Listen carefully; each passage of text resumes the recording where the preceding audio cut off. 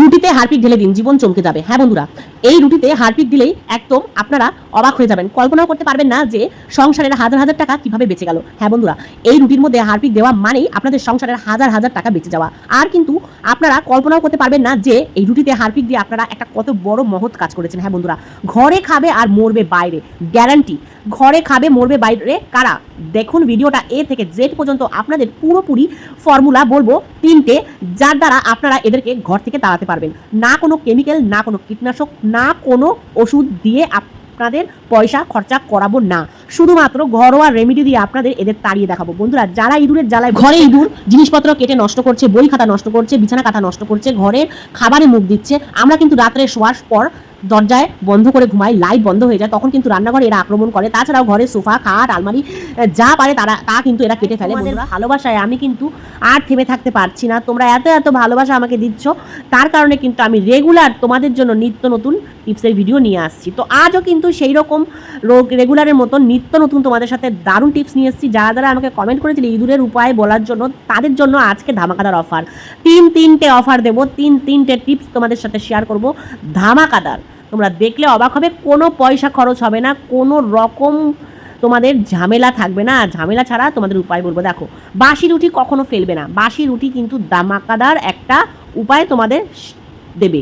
মানে এই রুটি দিয়ে তোমরা কিন্তু ঘরের সমস্ত ইঁদুর আরশোলা তাড়াতে পারবে। কিভাবে দেখো বন্ধুরা, এই রুটির মধ্যে তোমরা কি করবে, যে কোনো একটা প্লেট রেখে দেবে নিচে, তারপরে রুটিটাকে রেখে আর সুন্দর করে হারপিক দিয়ে দেবে।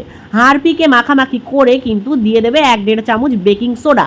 সোডা দেওয়ার পর বন্ধুরা নিয়ে নেবে পোকাযুক্ত ডাল, যে ডালগুলো আমরা নষ্ট হয়ে যায় ফেলে দেই, সেই ডালগুলো ফেলে না দিয়ে সেই ডালগুলো উপরে এরকম সাজিয়ে দেবে বন্ধুরা। এরপরে এই রুটির মধ্যে ডাল, হারপিক আর বেকিং সোডা দিয়ে সুন্দর করে সাজিয়ে পেটের মধ্যে রেখে দেবে। এরপরে আরেকটা তোমাদেরকে দেখাই, আরেকটা টিপস। সেম প্রসেসে তোমরা রুটির মধ্যে হারপিক আর ডাল দেবে, কিন্তু এখানে বেকিং সোডা দেবে না। দেবে কি সেটা তোমাদেরকে অবশ্যই বলবো। বন্ধুরা, দু রকম প্রসেস তোমরা দেখবে আর দেখে কিন্তু সেমভাবে করবে। ঘরে খাবে আর মরবে বাইরে, কোনো রকম ঝামেলা ছাড়া বন্ধুরা তোমাদের আমি ইঁদুর মেরে দেখাবো।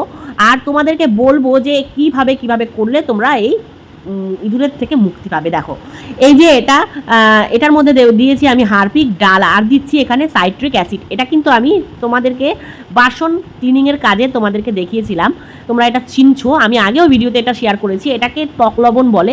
আমি এটা অনলাইনে কিনি, এটা সব জায়গায় পাওয়া যায় না আমাদের এখানে, তো আমি অনলাইনে এনে নিই। তো এটা দিয়েছি এই রুটির মধ্যে। তার মানে দুটো রুটি বানিয়েছি, একটাতে বেকিং সোডা, হারপিক আর ডাল দিয়েছি, আর একটাতে বেকিং সোডা, হারপিক আর এই সাইট্রিক অ্যাসিড দিয়েছি। মানে দু রকম আমি রেমেডি দিয়ে দু রকম খাবার তৈরি করেছি। তো বন্ধুরা, এটা হলো দু রকম। আর একটা তোমাদের সাথে শেয়ার করব, সেটাও তোমরা দেখে নাও। বন্ধুরা, একটা কথা বলি, অবশ্যই এই রেমেডিটা যখন ব্যবহার করবে তখন যেন রাত হয়, দিনের বেলা এটা কখনোই ব্যবহার করবে না। কারণ কোনো বাচ্চা যদি ভুলবশত হাতে দিয়ে নেয় আর এটাকে খেয়ে ফেলে, তখন কিন্তু বিপদ ঘটবে। তো এটা সব সময় বাচ্চাদের ঘুম পাড়িয়ে রাত্রেবেলায় ব্যবহার করবে। এরপরে দেখো বন্ধুরা, সেকেন্ড টিপসটা তোমাদের দেখাই। নিয়ে নেবে 2-3টে শুকনো লঙ্কা কিন্তু বন্ধুরা পুড়িয়ে নেবে সুন্দর করে, দেখবে পোড়ানোর সময় একটা বাজে গন্ধ বেরোয়। আর তারপরে নিয়ে নেবে বন্ধুরা 2-3 কোয়া রসুন ছিলকা সমেত কেটে নেবে। এভাবে কাঁচি দিয়ে কুচি করে কেটে নেবে বন্ধুরা, হাতে বা বটিতে অসুবিধা হবে না, এরকম কাঁচি দিয়েই কেটে নিতে পারবে। ছিলকার ছাড়ানোর কোনো দরকার নেই, ছিলকার সমেতই এরকম কুচি করে কেটে নেবে এই শুকনো লঙ্কার সাথে। এরপর নিয়ে নেবে বন্ধুরা 2-3 চামচ মতন আটা। হ্যাঁ, 2-3 চামচ মতন নিয়ে নেবে আটা, আর নিয়ে নেবে 2 চামচ সার্ফ। এই যে 2 চামচ মতন সার্ফ নিয়ে নেবে বন্ধুরা, আটার সাথে সার্ফ নেবে, আর নিয়ে নেবে রসুন আর শুকনো লঙ্কা পোড়া, আর 2 চামচ মতন বেকিং সোডা। হ্যাঁ বন্ধুরা, এই বেকিং সোডা দেওয়ার পর বন্ধুরা এটাকে ভালো করে মিক্স করবে। মিক্স করার পরে বন্ধুরা এর মধ্যে দিয়ে দেবে 2 চামচ মতন ভিনিগার, আর দিয়ে দেবে 2 চামচ মতন হারপিক।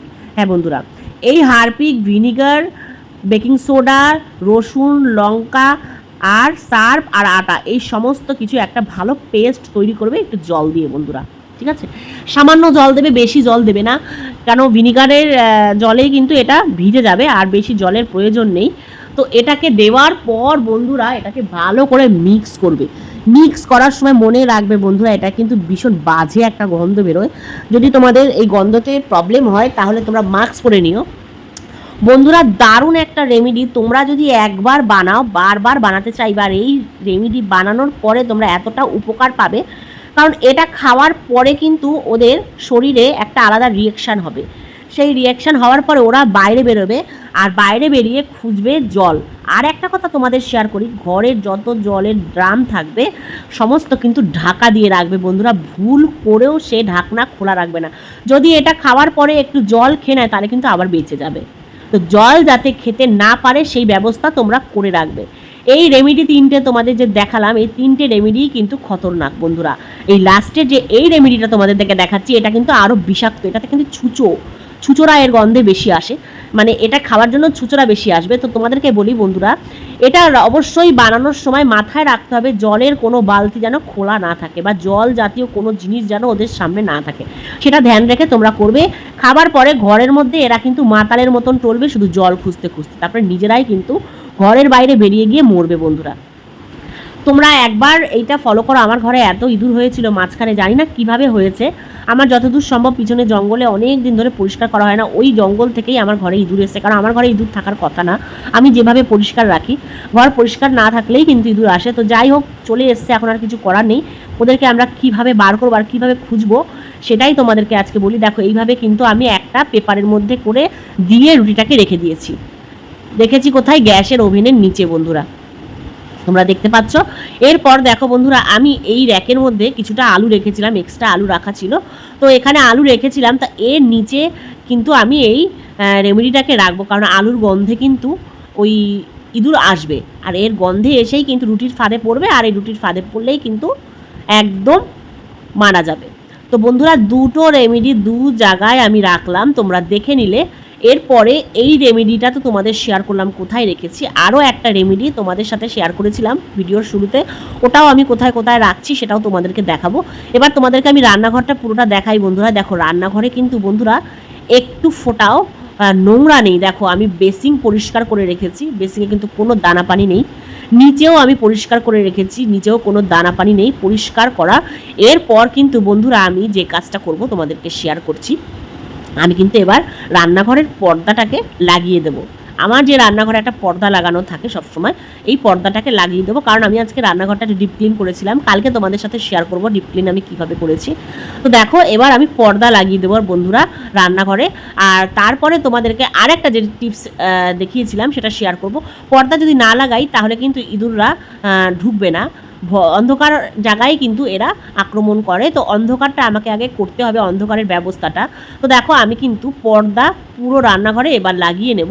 আর তারপরে ওই যে দুটো কাঁচের প্লেটে দেখিয়েছিলাম ডাল দিয়ে রেমেডিটা তৈরি করেছিলাম, সেই রেমেডিটাকে কিন্তু এখন আমি রান্নাঘরে রাখবো। দেখো, প্রথম রেমেডিটাকে আমি কিন্তু গ্যাসের ওভেনের 2 নম্বর থাকে, মানে প্রথম থাকটায় ওই রেমেডিটা রেখেছিলাম, আর নিচের থাকটায় এই রেমেডিটা রাখলাম, মানে দুটো গ্যাসের নিচে কিন্তু দুটো রেমেডি রাখা আছে। আর আলুর ঝুড়ির নিচে একটা রেখেছি, আর এই যে ডাস্টবিনে কিন্তু বন্ধুরা খেতে আসে খাবার ইঁদুররা। তো ডাস্টবিনের মধ্যে দেখো আমি কিভাবে রাখছি। ডাস্টবিনের উপরে এই যে ঢাকনাটা থাকে বন্ধুরা, ঢাকনাটাকে উল্টে নেবে। ঢাকনাটা উল্টে নেওয়ার পর এই ঢাকনার উপরেই কিন্তু এই রেমেডিটাকে রাখতে হবে বন্ধুরা। দেখো, বেসিংয়ের মধ্যে কিন্তু আমি কিচ্ছু রাখিনি, বেসিং পরিষ্কার করে নিয়েছি। আর এই বালতির উপরে ঢাকনাটাকে উল্টে দিয়ে তার উপরে আমি এই থালাটাকে রাখবো বন্ধুরা, তার উপরে এই থালাটাকে রাখবো। আর এইভাবে রাখার কারণে কি হবে বন্ধুরা, এই ডাস্টবিনের যে খাবার থাকে এই খাবারের গন্ধে কিন্তু এরা আসবে আর খাবে বন্ধুরা, আর খাবে ঘরে আর মরবে বাইরে। ডাস্টবিনে অবশ্যই এঁঠোকাটা ফেলে রাখবে বন্ধুরা, এই এঁঠোকাটার গন্ধেই কিন্তু এরা আসবে। তো দেখো বন্ধুরা, আমি এবার প্লেটটাকে নিয়ে সুন্দর করে ডাস্টবিনের উপরে রেখে দেবো। আর এই যে খাবারগুলো ফেলেছি আমরা বেসিংয়ের, মানে যে এঁঠোকাটা, এটার গন্ধেই কিন্তু প্রত্যেক দিন ইঁদুররা কিন্তু ডাস্টবিনের আশেপাশে ঘোরাফেরা করে। তো যেখানে যেখানে ইঁদুর আসার সম্ভাবনা থাকে রেগুলার, সেখানেই কিন্তু আমি এই রেমেডিগুলোকে রেখেছি, মানে 4টে আমি 2টো পেপারে আর 2টো প্লেটে এরকমভাবে আমি কিন্তু রেখে পর্দা আটকে দিলাম। যারা এখনো পর্যন্ত আছো লাইক কমেন্ট করতে ভুলে গেছো, এটা লাইক কমেন্ট করে দিও। আল্লাহ হাফিজ।